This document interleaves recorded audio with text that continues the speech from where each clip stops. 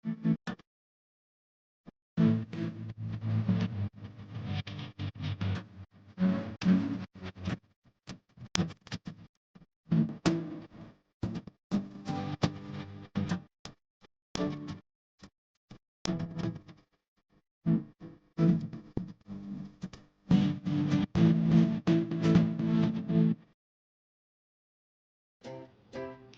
guys! Welcome back to my channel and it's Nikki here. Ngayong hapon ay gagawa ako ng rhubarb and apple pie. And guys, meron akong rhubarb. Galing to sa garden namin. Tanim ng aking asawa to, yung rhubarb. So, hinarvest namin. I have some apple as well. So, I will mix this together. So, I call it rhubarb and apple pie. So, let's get started guys. Hope you enjoy the video. So, gawin natin to. Rhubarb. For the ingredients, I have rhubarb. I've got apple, of course. I've got half a cup of brown sugar, half a teaspoon of ginger, ready rolled short crust pastry, and I have the Bird's custard powder.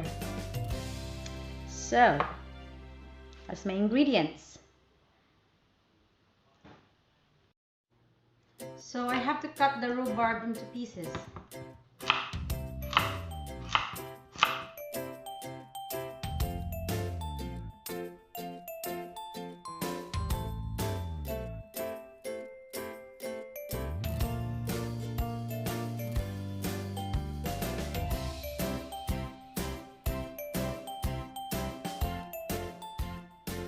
Same with the apple. Cut lang natin.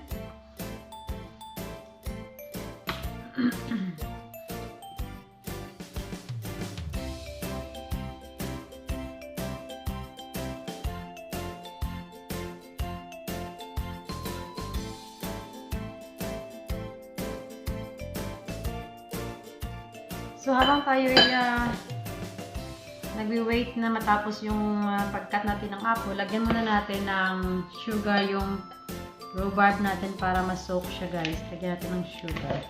Ayan. Lagyan lang natin ng sugar, ganyan. At i-set aside natin. Ayan. So ayan guys.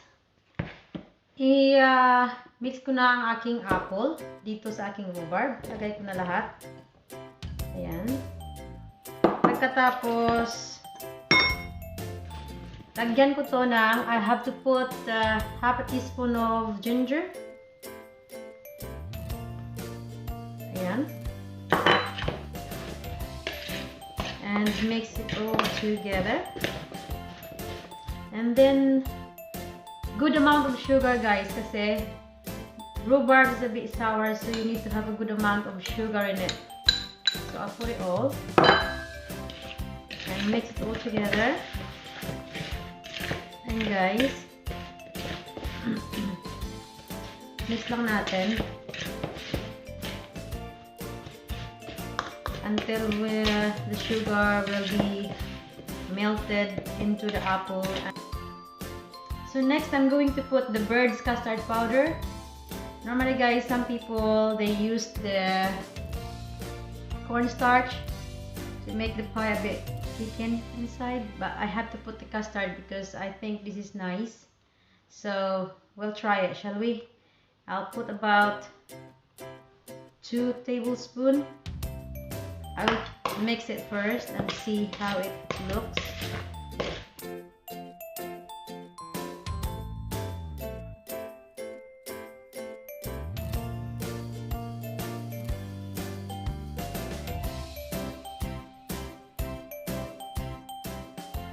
So guys, set aside lang natin muna. At gawin na natin yung ating, ilagay na natin yung ating ready rolled short crust pastry. So guys, ready na siya guys.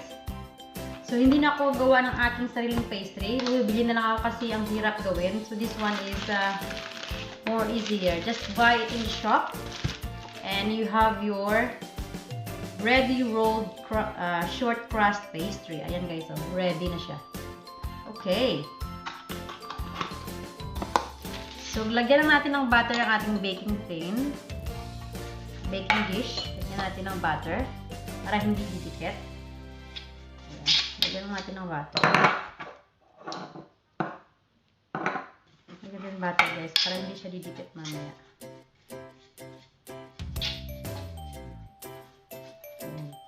So, ayan guys. Ang gawin natin dito ay ilagay lang natin ganito. Ayan. Push lang natin.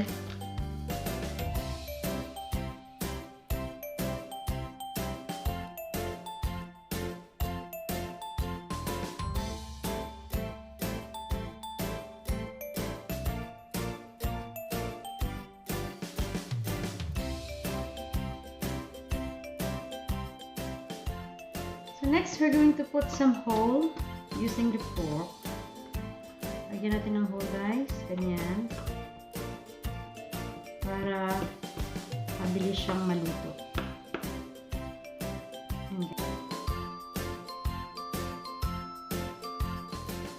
So now, we're going to put our fruits. And guys, mix lang natin. Tapos lagayin natin ang fruits. Fill up lang natin guys.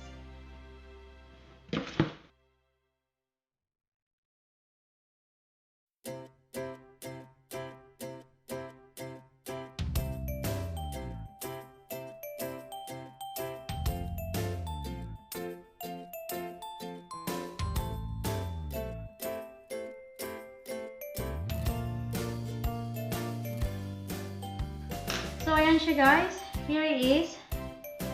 It's full. It's filled up. So, what I'm going to do is to cover it with the rest of the pastry. Ayan. So, ayan guys. Takpan lang natin. Ayan.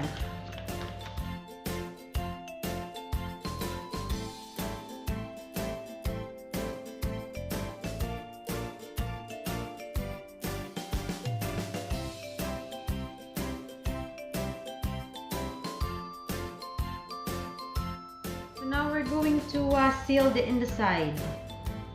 You have to seal the side of the pie.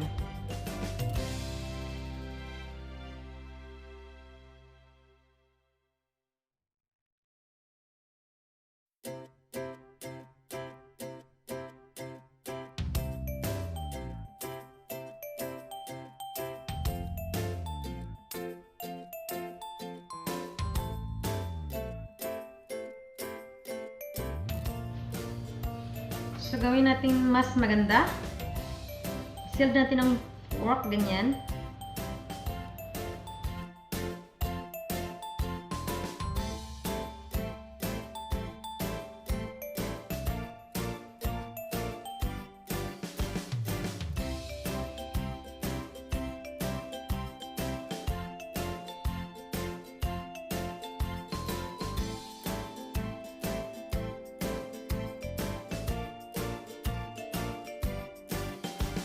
Lagyan natin ng design para at least talagang maganda tingnan. Ganyan, para siyang leaves.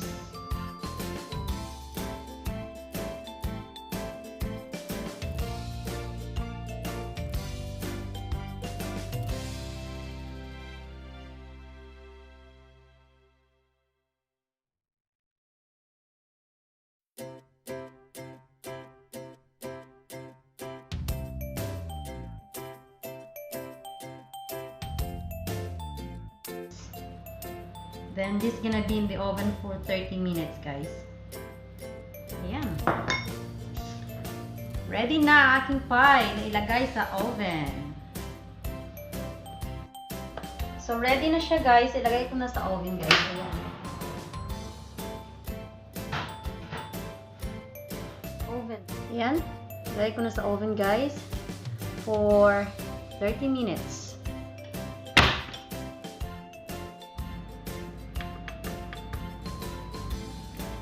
Time natin ng 30 minutes, guys.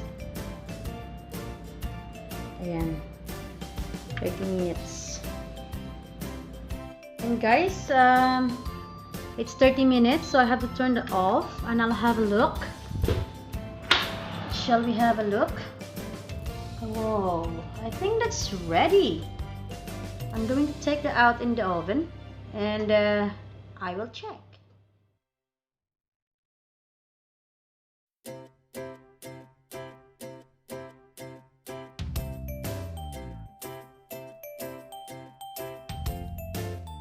So here we are, guys. I'm going to cut it now and check. It's been cooled down for about 10 minutes.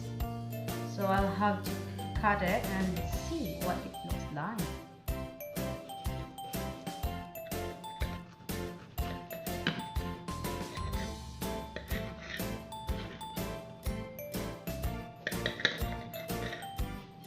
Right, the moment of truth. Wow, look at that. Lovely. So here you are, guys. It's look very moist inside. I think I'm happy with the result of the pie, guys, so I think I need to try it. I have to try my pie, so shall we see if it is nice. I put ice cream for mine, but you can also use custard if you like. It's really good.